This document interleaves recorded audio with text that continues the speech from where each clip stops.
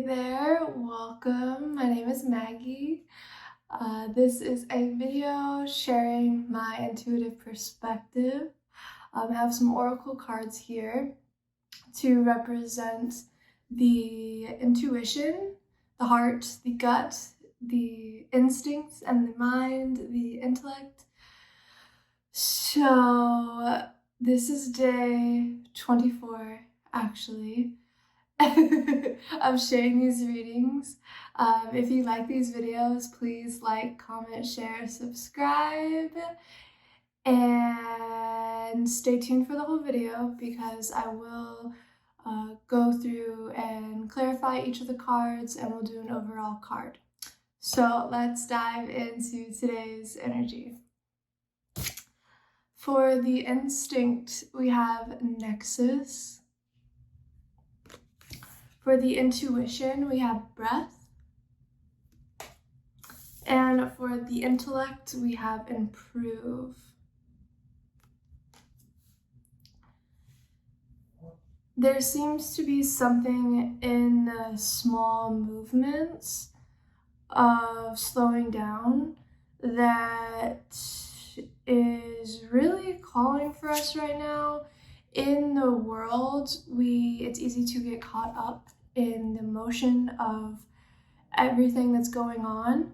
Taking it slow is a key here. What can you improve upon in your daily life, in the small habits, the small steps? How are you breathing? How is the quality of breathing? Are you getting the full breath, or do you find yourself like short of breath often? I can feel here something like walking, physical exercise, something to almost like elongate the short movements that we go through. The nexus here, it's like the nexus and the breathe are very, very similar, right? These are almost like lungs, but nexus is like the interconnected web of everything. So it's like remembering like, hey, like you can go out and do whatever you want, but you are interconnected to everything that is. And we know that instinctually. So it's not really about trying to improve because you're trying to be better. Someone like where is that intention to improve yourself? Where is that coming from? And is it found in the slowness, in the breath, in the stillness, in the present moment?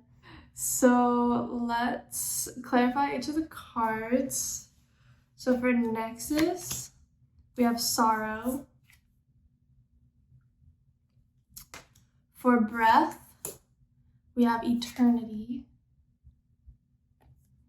And for improve, we have death. Boop. Interesting.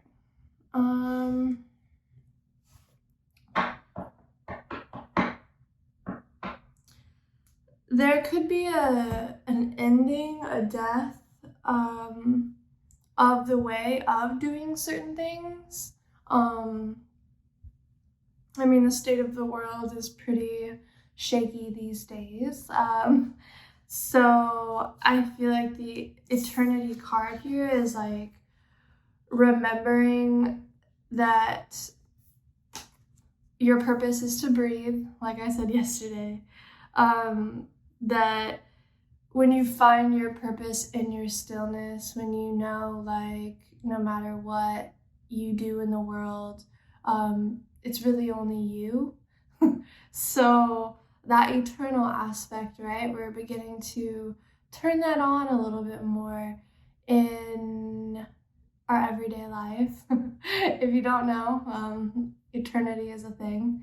Our souls are per se eternal. And death here, you have death and improve together, is because there is life after death, there's rebirth. That is a thing. But right now it seems like there is putting an end to trying to improve yourself, but coming from a place of being like, I'm working on my habits, or even big things too. Something like different types of healing modalities, something that takes beyond the body. I feel like a very like transcendent nature almost, with the breath and eternity here. It just makes me think of like the power of breath work, and you can do certain breaths to induce altered states of consciousness, like that is for real. So with sorrow here also, it makes me think of that with the nexus. Like we have a mission, a duty, a responsibility to take care of our bodies. That's for real. And that if we have those sorrow, we have this sadness, like it's nothing to be ashamed of. It's nothing to block out. We must feel in order to heal. I don't really know where I just came up with that. But it does require a feeling and an understanding. But we can get lost in the feeling, right? And we get lost in the healing of trying and doing, and it's like not that. But truly, I feel like it's understanding. That our mind, body, spirit understands what we are going through and what step to move to, what kind of breath to take next. Try not to be discouraged of where you're at.